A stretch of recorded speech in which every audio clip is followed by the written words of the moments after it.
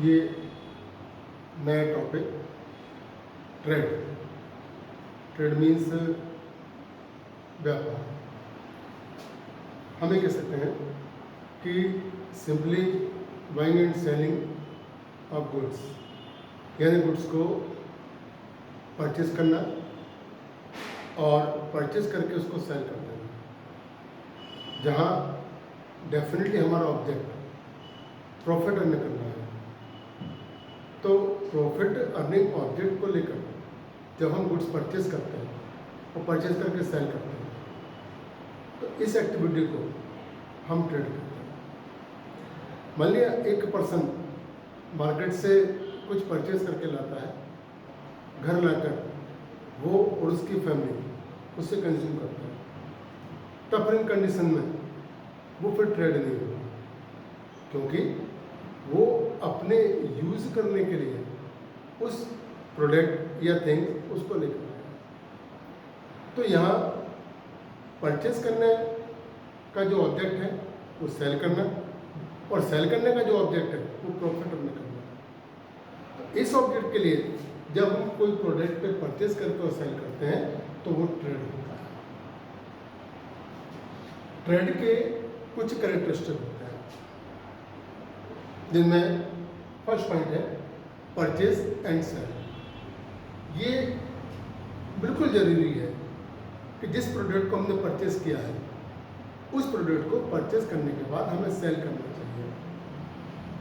Second, to parties. Trade के लिए definitely to parties होंगी, एक पार्टी जो परचेज करेगी, एक पार्टी जो सेल करेगी। तो परचेजर और सेलर ये दो पार्टीज यहाँ ट्रेड में होंगी। Third is exchange.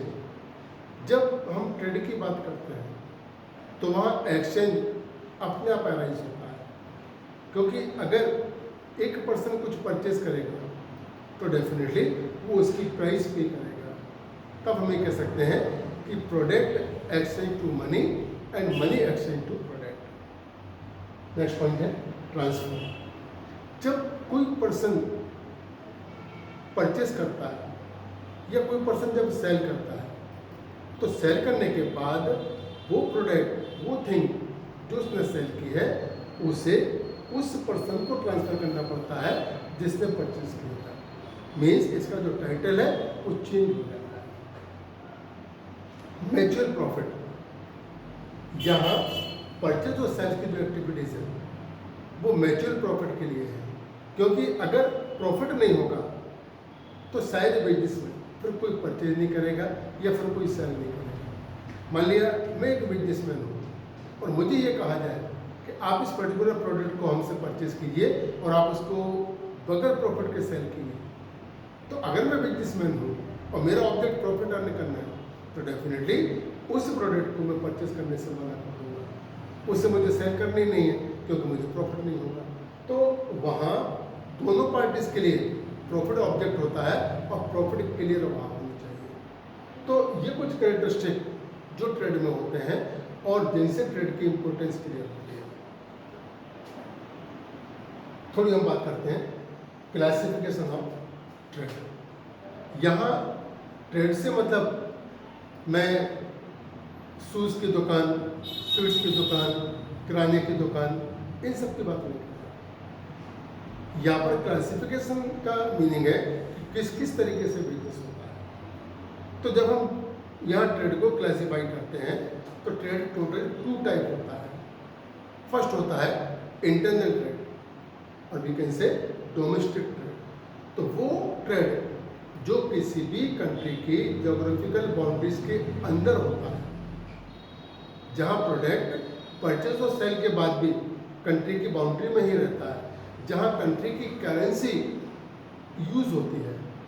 तो ऐसा जो ट्रेड होता है उस ट्रेड को हम इंटरनल ट्रेड कहते हैं। इंटरनल ट्रेड में पहला जो ट्रेड होता है वो होलसेल ट्रेड होता है। हम ये जाने कि एक कोई प्रोडक्ट, कोई थिंग्स, इसकी मैन्युफैक्चरिंग हुई। मान लें कि एक टूथपेस्ट है, तो टूथपेस्ट मैन्युफैक्चर करने वाली एक कंपनी ने सपोज 10,000 टूथपेस्ट बना है, तो उन 10,000 टूथपेस्ट में से 1 टूथपेस्ट एक पर्टिकुलर कस्टमर के लिए है। तो ऐसे में जो होलसेलर होता है वो मैन्युफैक्चरर से एक बल्क क्वांटिटी परचेज करता है, बहुत सारी क्वांटिटी, और बहुत सारी क्वांटिटी परचेज करके वो उन प्रोडक्ट को अपने रिटेलरों को सेल करता है। रिटेलर जो उनसे कम क्वांटिटी लेकर अपना बिजनेस करते हैं, तो वो सेलर या वो ट्रेड जिसमें बल्क क्वांटिटी परचेज की जाती है, मैन्युफैक्चरर से परचेज की जाती है और रिटेलर को सेल की जाती है, वो होलसेल ट्रेड। सेकेंड इसमें रिटेल ट्रेड।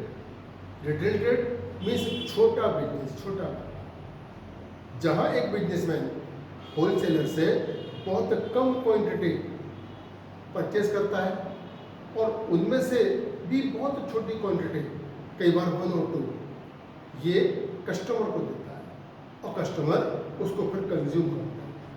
तो हम ये कह सकते हैं कि जो होलसेलर होता है वो मैन्युफैक्चरर और रिटेलर इनके बीच के लिए होता है, और रिटेलर जो होता है वो होलसेलर और कस्टमर के बीच के लिए होता है।